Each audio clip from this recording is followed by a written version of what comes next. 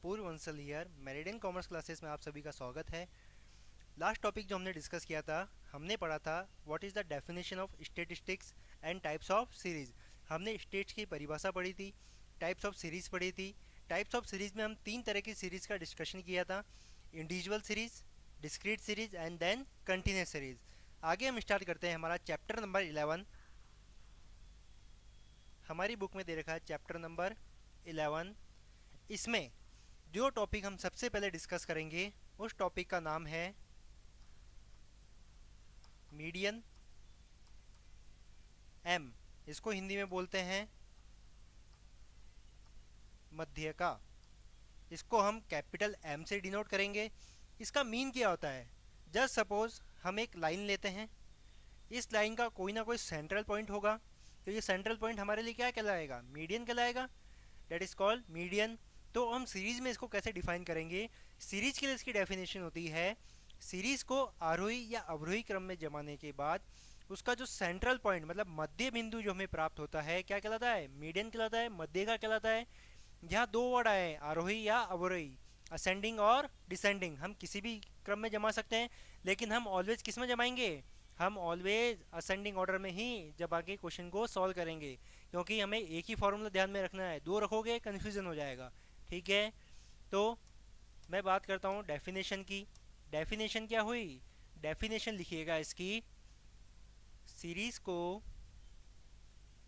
Series को आरोही oblique अवरोही क्रम में जमाने के बाद, सीरीज को आरोही ऑब्लिक अवरोही क्रम में जमाने के बाद जो उसका मध्य बिंदु प्राप्त होता है, जो उसका मध्य बिंदु प्राप्त होता है मध्य का कहलाता है। ठीक है, इसके बाद हमने तीन तरह की सीरीज पढ़ी है, तीनों के फॉर्मूले अलग अलग है। आइए देखते हैं। सबसे पहली सीरीज की हम बात करें तो हमारी सबसे पहली सीरीज आती है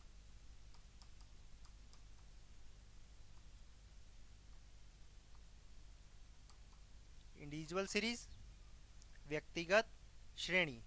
ठीक है, हम यहाँ लिखेंगे सबसे पहले स्टेप्स क्या है। क्वेश्चन को स्टेप्स के थ्रू सॉल्व करेंगे तो इजी रहेगा। तो हमारी स्टेप नंबर 1 आती है, सबसे पहले सीरीज को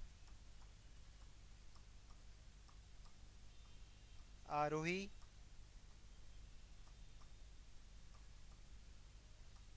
क्रम में जमाएंगे। मतलब इसको हम असेंडिंग ऑर्डर में जमाएंगे, अरेंज करेंगे इसको असेंडिंग ऑर्डर में। देन सेकेंड स्टेप आता है हमारा, हम यहाँ स्मॉल एम का फॉर्मूला लगाएंगे। इसका फॉर्मूला होता है n+1 divide by 2। Here n means n is equal to number of items. ठीक है, इसके बाद स्टेप नंबर 3 क्या होगा? हमें हमारा कैपिटल एम मिल जाएगा। कैसे? तीन स्टेप पढ़ी हमने। आइए इसको एक एग्जांपल के थ्रू समझते हैं। एक एग्जांपल लेते हैं।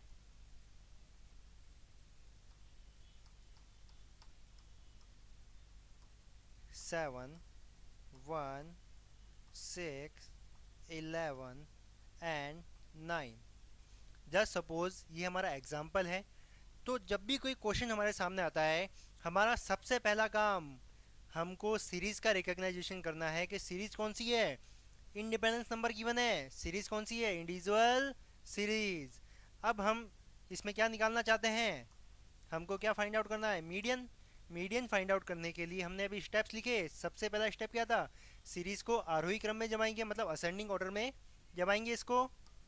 तो आइए देखते हैं आंसर। सबसे पहले 1, 6, 7, 9 एंड देन 11। ठीक है, उसके बाद सेकेंड स्टेप क्या थी हमारी? स्मॉल एम का फॉर्मूला।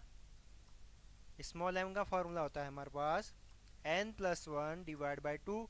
Small m is equal to n+1 divide by 2। Here n means क्या था? नंबर ऑफ आइटम्स, मतलब 1, 2, 3, 4 and 5। Then 5 plus 1 divide by 2 is equal to 6 divide by 2 is equal to 3।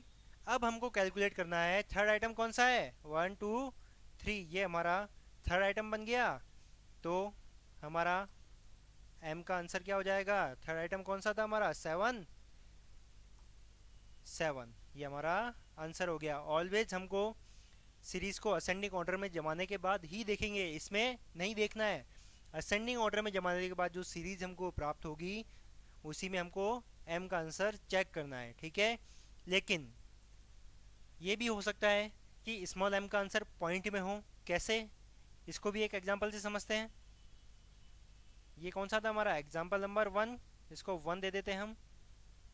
Second नीचे करते हैं हम, एग्जांपल नंबर 2, 7 6 1 5 3 एंड यहाँ देते हैं हम 8, ठीक है। जस्ट सपोज ये हमारा सेकंड एग्जांपल है, इसको हम सबसे पहला स्टेप वही असेंडिंग ऑर्डर में जमाएंगे। 1 3 5 6 7 8, ये हमने असेंडिंग ऑर्डर में जमा लिया इसको। इसके बाद नेक्स्ट स्टेप क्या था हमारा, स्मॉल m का formula n plus 1 divide by 2, number of item कितने हैं अब 6, 6 प्लस 1 डिवाइड बाई 2, इसको सॉल्व करेंगे तो हमें रिसीव कितना होगा 3.5, इसको हम बोलेंगे 3.5 आइटम। उसी तरह हमने ऊपर कौन सा थर्ड, ये क्या निकालता है, इसको बोलेंगे हम थर्ड आइटम, ठीक है। तो उसको ओनली 3 नहीं लिखना है, ये हमारा थर्ड आइटम है। और यहाँ पर हमें क्या रिसीव हुआ 3.5 आइटम। अब कैपिटल M कैसे निकलेगा, अब हम अगर 3 होता तो डायरेक्ट बोल देते थर्ड आइटम, लेकिन यहाँ पॉइंट में है तो हमारा जो मीडियन होगा कहीं ना कहीं थर्ड और फोर्थ आइटम के बीच में होगा। मीन्स थर्ड और फोर्थ आइटम कौन सा है हमारा, फिफ्थ या सिक्स, इन दोनों के बीच में होगा। तो कैसे फाइंड करेंगे, हम इसका एवरेज निकाल देंगे। मतलब